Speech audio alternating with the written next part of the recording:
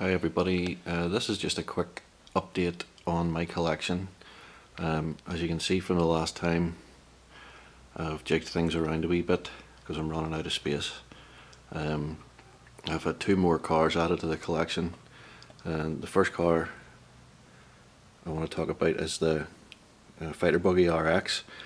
The reason I've got this is because I bought a Fighter Buggy RX just for the chassis in order to make my Grasshopper 2 Super G hybrid.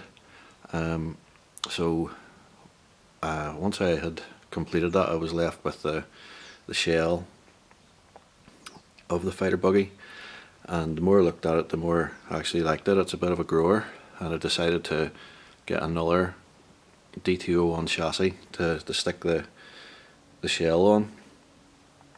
And yeah, so I got that, and I had sort of planned to do it box art, but I've decided after watching Mark Bryan's RC video on his non-box art cars that I'm going to do it non-box art.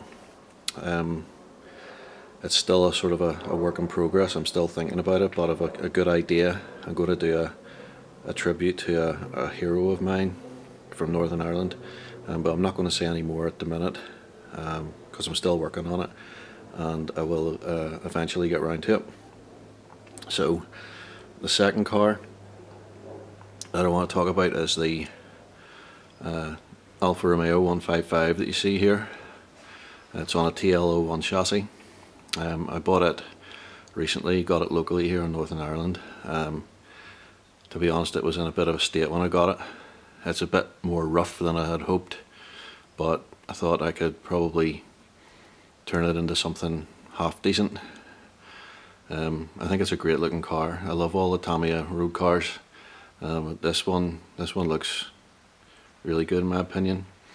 So when I got the car, it looked like it had been stored in a damp shed, and all the body pins were all rusted, so they had to be taken off and replaced. The back wing was hanging off at a bad angle, but that was easily sorted with a couple of homemade spacers.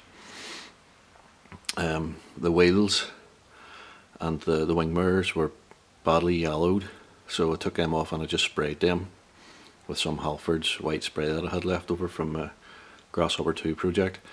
I cleaned it up because the shell was just really dirty.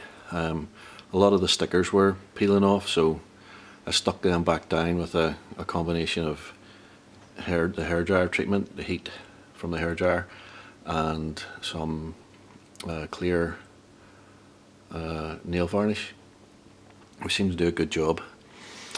Oh yes, the chassis itself, the back end, the suspension on the back was spot on, but the front suspension was rusted solid. It was completely seized, so I had to spend about 2 hours trying to get the old pins out of it that hold the bottom arms on, because they were just seized solid into the chassis. Well, I got them out, cleaned it all up, and lubricated it, and thankfully I had some new ones, so I put them in, and that sorted that right out. So the only thing that I have left to do on it really is I'm going to respray the white on the inside of it, because it looks like it's only had maybe 1 or 2 coats, probably 2 coats, and when you look at it closely you can see that it's almost see-through in some areas. So I know that if I can put another few layers of white paint on it, it'll help the look of it really well. And I want to touch up some of the silver paint on the sticker on the front there. If I could get new stickers for it, I would, but I can't find anywhere that does them, unfortunately. But I've definitely made it look a lot better than what it was, and I think I can improve it a wee bit more. But I'm really quite happy with it, and I think it'll look great when it's running. I really enjoy running the on-road cars.